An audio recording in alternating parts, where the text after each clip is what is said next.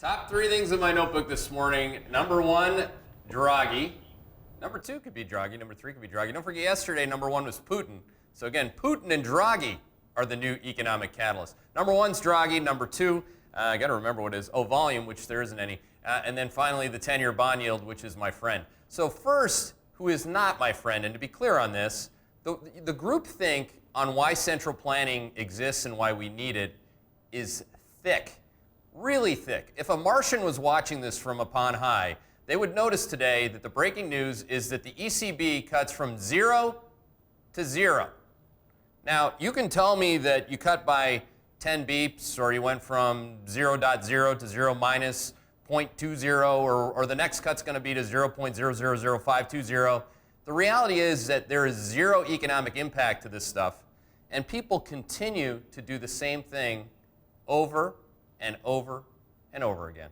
Now that, my friends, is a definition of insanity. You already know that. If you think this is going to end well, I'd ask the question again. Now that the ECB, the Fed, and the BOJ have all cut to 0, what happens when we go into the next recession? Just a question.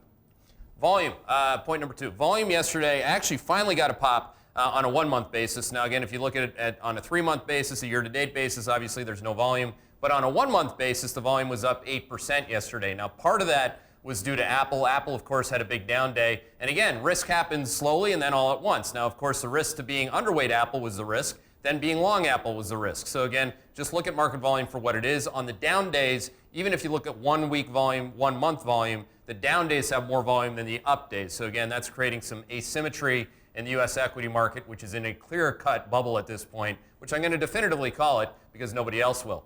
Final point, 10-year bond yield. Again, do not freak yourself out. Do not try to talk yourself into buying the Polo Loco or whatever else is out there. Just buy bonds. Buy bonds on pullbacks. You had a 2-day pullback. It wasn't even really a 2-day pullback. It was more like a 1.5-day pullback. And again, that does not a trend make, friends. So again, if you look at it for what it is, the 10-year bond yield has immediate term downside to 2.33%. The ADP number missed for the second week in a row. God help, people who are short bonds if that employment report as much has anything snotty on the Kleenex tomorrow. So again, watch it tomorrow because a lot of people think that this economy is good, and it is not good enough, at least according to the bond market. So again, we reiterate our call on the long bond via the TLT. And those are your top three things.